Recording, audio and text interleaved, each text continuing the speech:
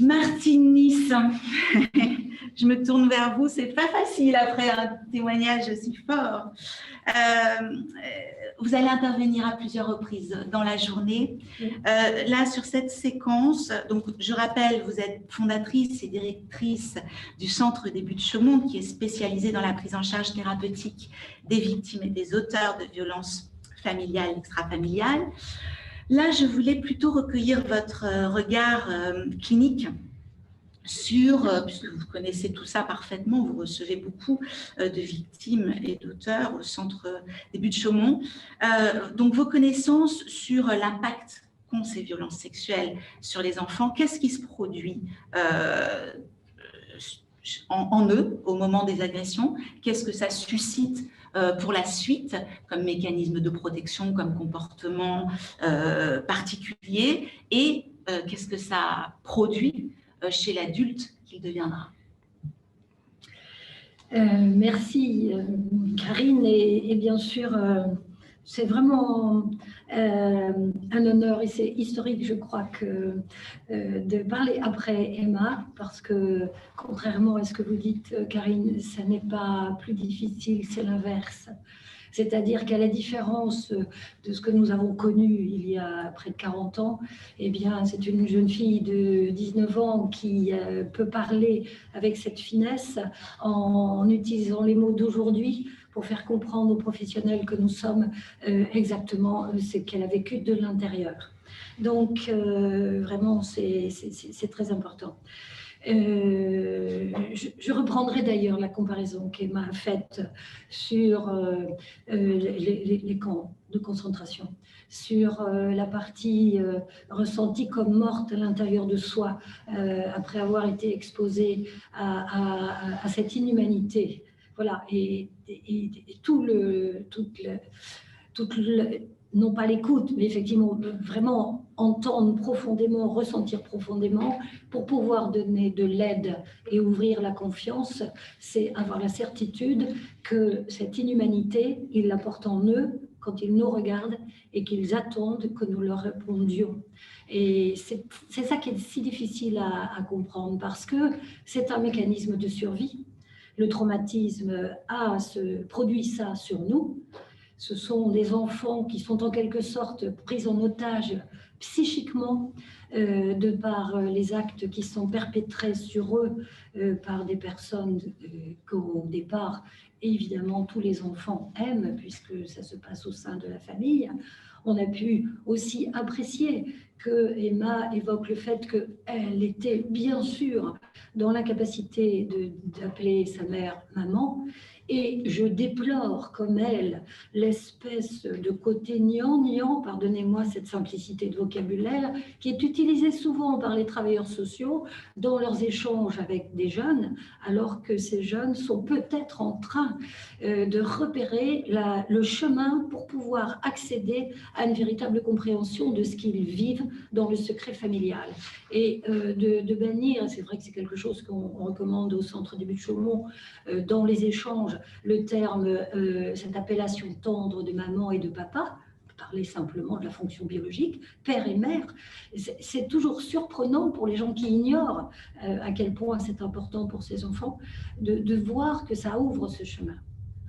Voilà, parce que ce que Emma nous a dit encore une fois, la perception qu'une partie d'elle était morte, j'apporterai une nuance, je dirais en état de coma plutôt que morte, parce que notre psychisme a la capacité de revitaliser dans sa rencontre avec un être humain qui a vraiment la certitude que le traumatisme existe et que c'est bien un enfant sur 5 qui est exposé à ça dans notre pays et en Europe, et donc forcément à travers le monde, bien évidemment. À ce moment-là, quelque chose va pouvoir s'enclencher. Mais d'abord, c'est effectivement des continents qui se séparent, c'est-à-dire les apparences, et à l'intérieur, un continent en état de coma dépassé. C'est à nous de continuer à parler, et pas seulement à être passif, à écouter, pour pouvoir revitaliser tout cela. Donc, je voulais aussi revenir sur le fait que, bien sûr, avant la lettre à Brigitte Macron, il ne s'était pas rien passé. puisque Emma avait tenté à plusieurs reprises, à sa façon, en utilisant ce qu'elle a appelé des tactiques, et que je reprendrai en disant tactiques émotionnelles, c'est-à-dire que vraiment à ce moment-là, ce sont les émotions qui prennent le relais, puisque on sort de l'humanité, puisqu'il n'y a plus de parole qui s'entend, ou de parole au retour qui permet de mettre en évidence qu'il y a une compréhension.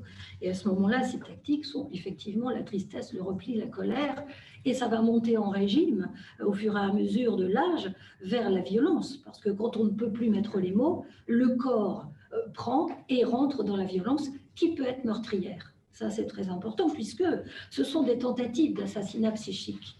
Hein, l'inceste, les violences majeures, précoces, perpétrées à l'intérieur des familles, sont basées, à mon sens, sur des pulsions infanticides des parents, ou des figures parentales. Et il faut bien le comprendre. Ce n'est pas quelque chose d'ordinaire, c'est une dimension traumatique qui a à voir avec cela. Et vraiment, parler après Emma, je revis quelque chose que j'ai connu avec Eva Thomas. Mais Eva avait 40 ans et Emma a 19 ans. Elle a accès au réseau, elle a accès à toute cette communication. La porte s'est ouverte et il faut passer notre temps à réouvrir la porte et à la maintenir ouverte parce que c'est impensable pour la majorité des personnes qui ont grandi protégées par le respect du tabou de l'inceste, que ces exactions existent à l'intérieur des familles les plus en apparence adaptées à notre société. Voilà. Donc, cet aspect en état de coma dépassé est en fait dans une forme de sommeil et se revitalisera si vraiment en face il y a une humanité honnête dans sa, comment dire, peut-être même dans son ignorance, capable de dire « je suis désolée, je n'ai pas l'habitude de ce type de situation, mais explique-moi, je ne sais pas, donne-moi à comprendre ». À ce moment-là, l'enfant ressentira l'authenticité de l'interlocuteur, parce qu'il s'agit de ça. C'est un effort incommensurable pour ces jeunes de dire un mot qui dévoile la gravité, parce qu'on a toujours une représentation, bon, l'enfant a été violé, ok, mais qu'est-ce que ça veut dire? Ça veut dire un processus, ça veut dire un continuum d'action qui entraîne chez l'enfant victime une hypervigilance de tous les instants et notamment sur le contenu non verbal de la transaction, c'est-à-dire de la communication qui s'établit entre l'enfant victime et l'adulte. Le non verbal est prédominant parce que pour survivre à ces exactions et ces tragédies, l'enfant va développer un certain nombre de techniques. L'hypervigilance permet d'avoir le signal d'alerte qui vibre en permanence, bien sûr, qui a peu de répit, mais il y a une intensité parfois de l'alerte qui va encore plus éteindre la partie en état de coma dépassé. Et c'est pour ça que c'est pire quand il y a une demande d'aide et qu'elle n'est pas déduite, comprise. Ça fait pire que mieux, mais il ne faut pas se décourager. Vraiment, c'est très important. On a tous fait des erreurs. Nous avons appris cliniquement au fur et à mesure avec nos patients. Nous avons appris avec Eva.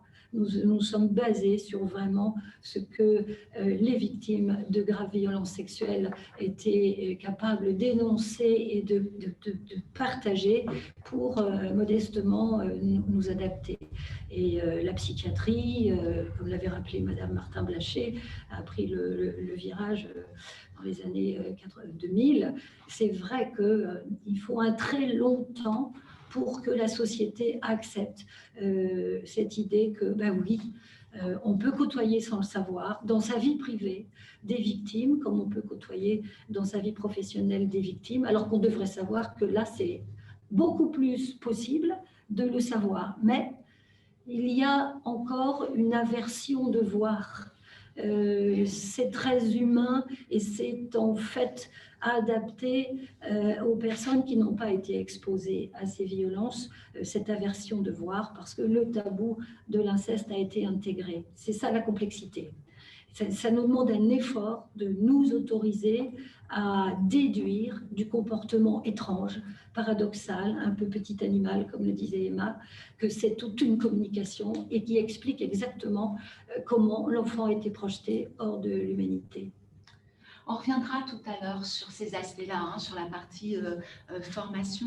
Peut-être juste pour bien comprendre sur ce qui se passe chez l'enfant, la question du refoulement, vous l'avez évoqué là, mais ensuite les conduites à risque quand il grandit, quand il est ado, et plus tard, quand il est adulte. Qu'est-ce que vous pouvez nous redire là-dessus? Alors, le traumatisme entraîne un refoulement qui est au prix d'une dissociation. Une partie de la mémoire peut conserver le détail, je n'aime pas du tout ce mot-là, mais la précision des faits, c'est refoulé, parce que l'enfant s'adapte, se suradapte dans le système familial dans lequel il grandit, dans lequel il y a de l'inceste, parce que ces tragédies ne sont pas des tragédies uniquement entre deux protagonistes, ce sont des tragédies à minima à trois, et après ils peuvent s'élargir. Et donc la dissociation fait que ne sera accessible à l'échange avec le professionnel, la partie blessée de l'enfant traumatisé, que si effectivement la confiance est là. Et cette confiance, c'est au premier regard que ces enfants perçoivent qui peut être solide pour supporter la confidence, ou qui ne la supportera pas, ou qui ne la comprendra pas. Ce n'est pas la première fois. En général, il y a plusieurs essais, donc ils deviennent les experts. Et ça, vraiment, je ne vais pas reparler de la formation, évidemment, ce n'est pas pour tout de suite, mais c'est ça qui va s'assouplir dans l'esprit des professionnels une fois qu'ils auront compris ce mécanisme. Voilà. Évidemment, cette réalité extérieure de la violence sexuelle, à un moment donné, va s'intérioriser dans le silence, dans le mutisme, et va devenir le pire ennemi intérieur de ces jeunes. Et donc, ce sont des éléments qu'on a appris à comprendre dès les années 30 avec Ferenczi, un contemporain de Freud, qui évoquait l'identification à l'agresseur. Tous les enfants du monde grandissent en s'identifiant à leurs parents. Ces exactions sexuelles ont lieu à l'intérieur du système familial. L'identification à l'agresseur va faire des ravages en plus ou moins grande proportion selon la réponse du contexte familial, et notamment la réponse maternelle ou la réponse de figures maternelles. D'une certaine manière, la lettre à Brigitte Macron, vous avez dit la bouteille à la mer, moi j'ai entendu mère, M-E-R-E, et il y a une réponse de défenseurs des droits de l'enfant qui est formidable, et combien on peut louer leur travail, et c'est très important. Je me suis un peu perdue dans mon... Voilà, donc tout les symptômes post-traumatiques des enfants, les plus caractéristiques sont des symptômes de troubles du comportement dans le domaine de la sexualité. C'est-à-dire, ce sont des enfants qui peuvent avoir des attitudes d'exhibition, des attitudes intrusives sexuellement avec d'autres enfants, un intérêt vraiment complètement hors de propos sur la question de la sexualité, des attitudes sexualisées aussi, même avec des adultes. C'est vraiment un symptôme qui n'existe que dans les violences sexuelles. Pour nous, spécialistes, c'est un signe d'appel.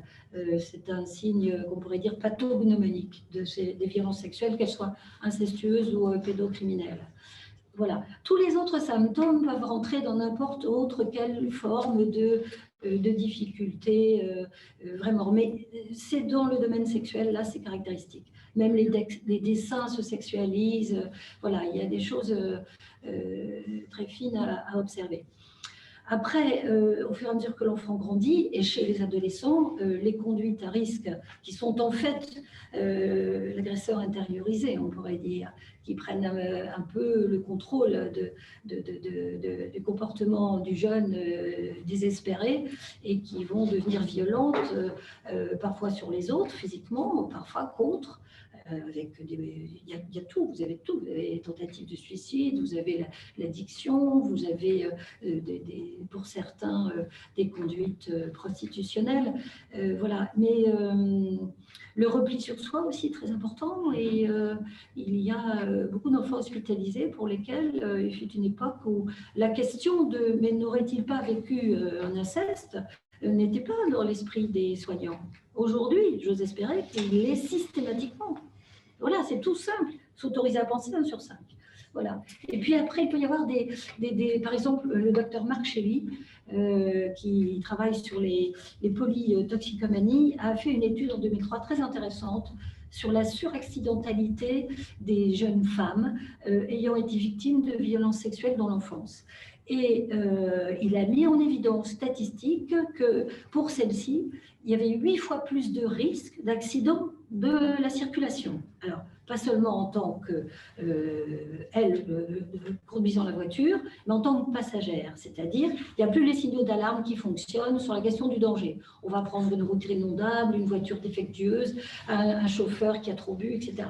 Si ces jeunes femmes en ont parlé une fois, ne serait-ce qu'une fois, à un père, enfant, une adolescente et une copine, hein, sa suraccidentalité diminue grandement. Elle reste encore quand même 2,5 fois plus importante que la moyenne des accidents commis par des femmes. Voilà, c'est très intéressant. Et je pense qu'il y a une piste là. Voilà. Je pense aussi que ça a un rapport avec la dissociation et que les positions suicidaires peuvent à un moment donné prendre le contrôle et avoir voilà, cette petite voix dans la tête qui dit « allez, vas-y, quoi, tue-toi ». On essaiera de mettre à disposition dans la plateforme où vous trouverez le replay un certain nombre de documents, dont cette étude de Marc Shelley. Il y a eu plusieurs travaux, mais une en particulier. On a pris un petit peu de retard, Martine, mais non, c'était vraiment très intéressant. Normalement, je ne prends pas de questions tout de suite, mais là, pour la clarté du propos, je vais vous lire une question qui a été posée, parce que moi-même, je me suis interrogée. Pouvez-vous préciser la tragédie à 3 et pas seulement à 2, dont vous avez parlé de manière très brève, quitte à y revenir tout à l'heure parce qu'on a du retard? Oui, alors je suis donc thérapeute familiale et donc je travaille sur ce qu'on appelle les systèmes, et donc nous considérons une famille comme un système familial, et dans les familles où il y a un problème d'inceste comme un système incestueux. Et donc dans ce système incestueux, il y a bien sûr l'enfant victime et l'auteur des faits, et il y a la personne complaisante ou complice. C'est une tragédie à 3, même si, par exemple, un des 2 parents est décédé.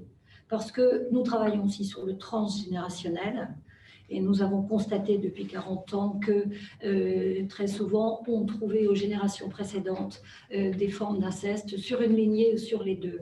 Donc la tragédie à minima à 3, c'est dans l'inceste parental, père, mère, enfant, dans l'inceste dans la fratrie, c'est frère ou sœur et parents, notamment la mère, c'est la réponse maternelle qui est la plus importante. Et bien sûr, dans les générations précédentes. Voilà, c'est pour ça que je parle de tragédie à minima à 3. Très bien, nous voilà éclairés sur ce point. Merci, Madame Nist.